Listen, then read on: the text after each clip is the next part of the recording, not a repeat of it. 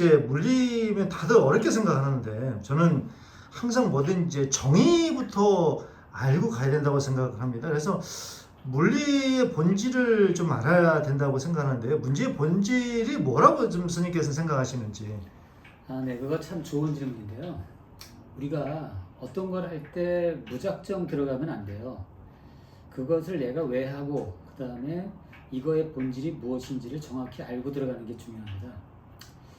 자, 물리는 우리 주변에 있는 모든 물질로 된 세상, 작게는 원자에서 크게는 이 우주를 구성하고 있는 이 모든 물질로 구성된 세상에는 어떤 원리가 있고 법칙이 있어요.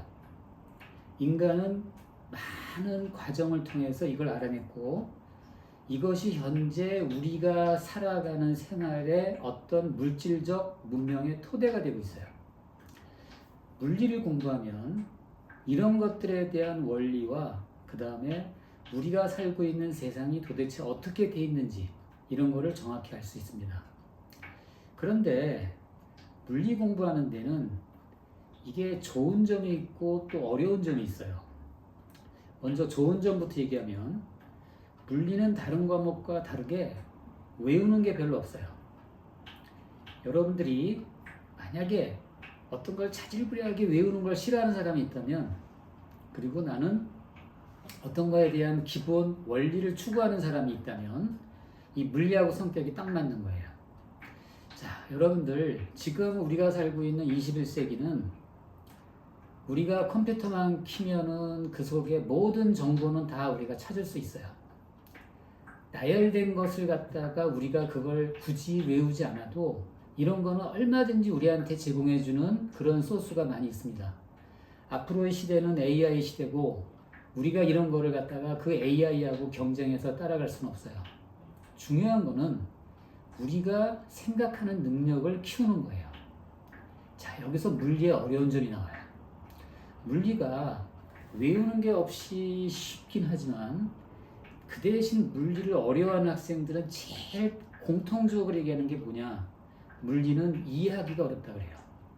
그 이해하는 것을 정확하게 할 수 있는 것. 다시 말하면 물리의 본질은 어떤 것의 본질을 정확하게 이해하는 것이에요. 이거를 잘해야지만 여러분들이 물리를 접근할 때 올바른 방향으로 접근할 수가 있습니다. 네. 네, 좋은 말씀입니다. 근데 이제 흔히들 이제 뭐 책을 통해서 많이들 이렇게 접하기 시작을 하는데, 그렇다면 물리를 특히나 뭐 영재학교를 준비하는 친구들이 물리를 잘하기 위해서 배우기 가장 적합한 시기는 시작하는 시기는 언제쯤이 될 수 있을까요? 제가 영재학교 영재반에 있는 학생들을 지도할 때 가장 안타까웠던 게 뭐냐면은 이 학생들이 사고가 잘못된 방향으로 굳어서 오는 거예요.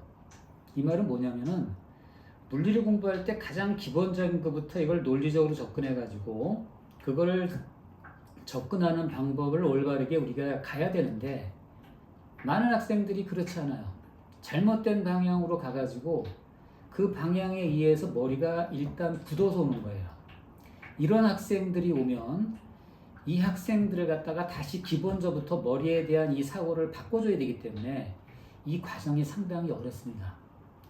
본인이 많은 경험을 통해서 봤을 때 이런 것들이 전혀 자기가 초기에 이 세상에 대한 호기심과 궁금증을 가지고 가장 자기가 많이 호기심을 가지고 할 수 있는 시기, 이 시기가 가장 저는 좋다고 보고, 제가 보기에는 그건 한 초등학교 4학년이나 5학년 정도, 이 정도가 가장 좋지 않나 이렇게 생각합니다.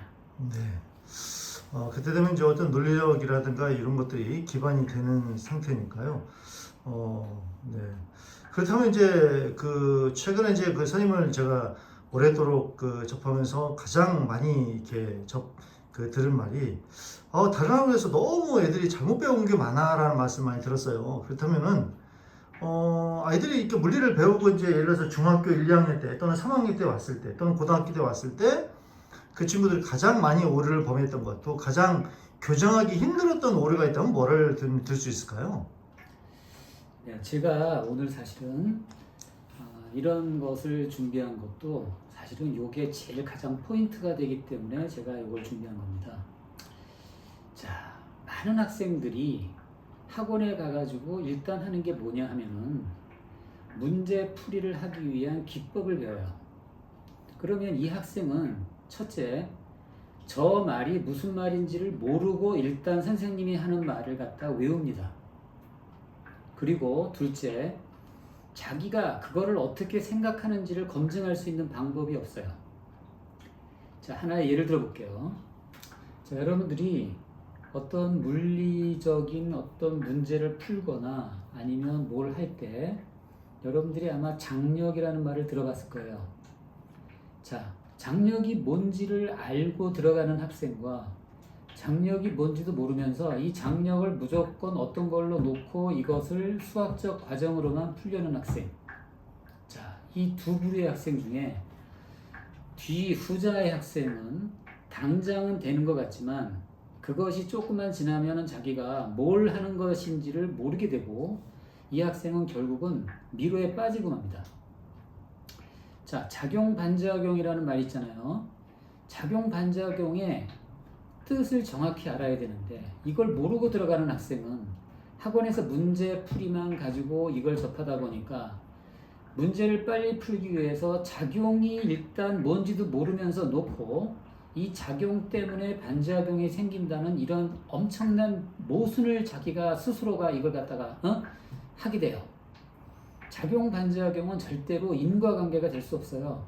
이거는 동시에 일어나는 것이기 때문에 절대로 이거를 인과관계로 우리가 설명하면 안 되는데 학원에서는 이거를 갖다가 문제를 풀기 위해서 그렇게 하고 있습니다.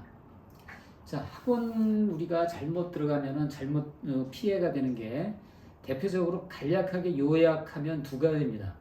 하나는 여러분들이 물리의 정확한 이해를 없이 무엇을 시작하게 하게끔 하면 안 돼요.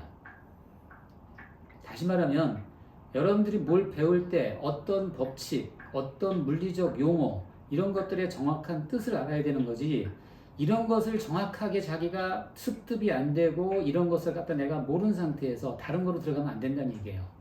둘째는 여러분들이 그렇게 한 상태에서 뭐 하냐면은 선생님이 풀어주는 단지 수학적 과정에 의한 문제 풀이만을 보고 이걸 갖다 풀었다고 생각하고 이걸 외워요. 자, 한번 여러분들이 스스로 한번 생각해 볼 때 여러분의 의견이 한 번이라도 거기에 들어간 적이 있는가 한번 자문해 보세요. 누가 여러분들 보고 여러분이 어떻게 생각하는지 여러분은 이것을 어떤 뜻으로 이해하고 있는지 이걸 물어본 사람이 있는가 한번 생각해 보시면 그건 없을 거예요. 이렇게 하면은 여러분들은 뭐냐면은 하나의 로봇가 되고 기계가 되는 거지 사고할 수 있는 사람이 되는 게 아니에요. 다시 말하면 여러분들은 모든 거를 똑같은 걸 할 수 있는 기계적인 그런 것만 익히고 단지 문제를 빨리 풀 수 있는 기법만 배우는 거예요. 이런 학생은 절대로 창의성 있는 학생이 될 수 없습니다. 제가 가장 안타깝게 여기는 것이 바로 이런 것들이 문제가 된 학생들 그리고 저는 이런 것들을 고쳐주려고 노력을 합니다. 네. 네. 그 좋은 말씀이십니다. 그렇다면은 이제 물리 수업을 평상시에 뭐 일주일에 뭐 예를 들어서 한 번 또는 뭐 이렇게 두 번 이렇게 한다고 했을 때 우리 친구들이 그런 어떤 사고를 좀 이렇게 평상시에도 좀 많이 해야 된다면 그 물리 수업 외에 물리를 잘하기 위해서 혹시나 뭐 준비할 것이 있을까요? 뭐 책을 읽는다면 뭐 책을 어떤 책을 읽는다든가 뭐 이런 거 간략하게 뭐 좀 조언해 주실 게 있으면 좀 말씀해 주시죠. 저는 학생들하고 수업을 하면서 늘 하는 얘기가 저는 학생들한테 어떤 정확한 방향을 제시하고 그 다음에 이거에 대한 정확한 뜻을 갖다가 학생들이 알게 한 뒤에 저는 그 학생이 그 뒤에 어떻게 생각하는지를 제가 단지 방향을 제시하고 저는 그걸 갖다가 이렇게 도와주는 사람이지 저는 절대로 학생들한테 내가 모든 걸 다 할 테니까 너는 따라와라 이런 말을 절대로 안 합니다. 그래서 저의 수업은 항상 제가 수업하는 것 말고 저는 학생들한테 항상 물리에 관한 책을 읽게 하는 것을 권해요. 그래서 첫째는 물리에 관한 책을 충분히 자기가 읽어보는 거고, 이런 책들은 주변에 많이 있습니다. 많이 있는데 그 중에서 자기가 좀 흥미가 되는 책이라는 게 있으면은 이런 걸 좀 읽어보시고, 그 다음에 제일 좋은 거는 대학교에서 쓰는 물리학 교재가 있어요.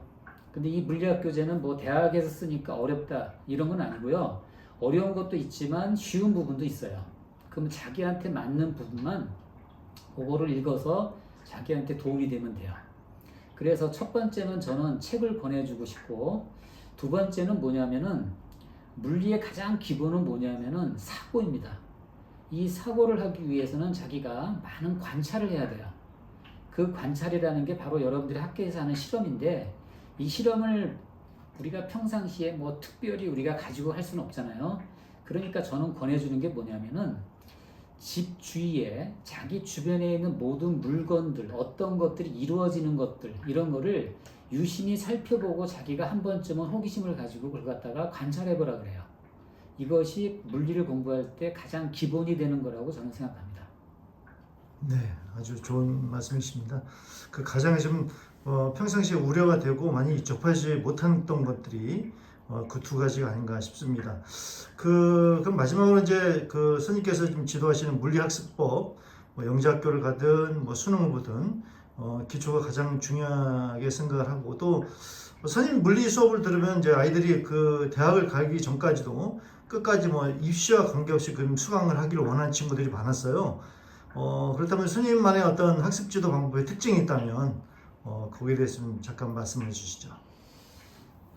저는 학생들한테 제가 수업하는 거의 가장 큰 특징은, 일단 학생들한테 어떤 호기심을 가지고 접근하게 하고, 그 다음에 그 호기심을 가지고 자기가 정확한 어떤 이해를 본인 스스로가 하게끔 끌어냅니다.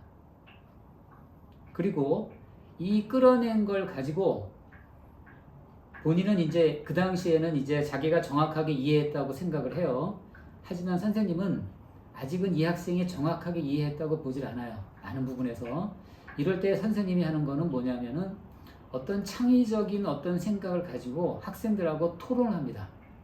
그럼 저는 학생들이 하는 말을 제가 유심히 귀담아 들어서 그걸 갖다가 들어요.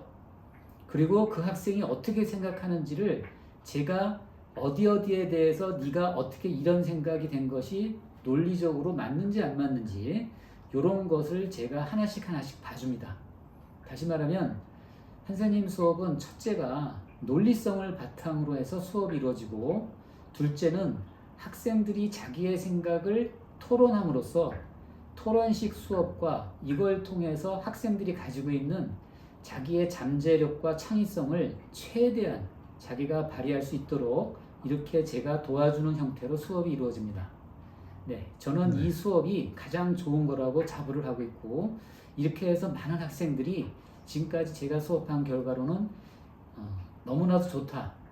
선생님이 수업을 들어서 저는 이 모든 걸 갖다가 다음에 생각할 때 자기가 스스로가 생각하고 내가 모든 걸 주도할 수 있는 그런 것을 배웠다. 이런 얘기를 많이 듣습니다.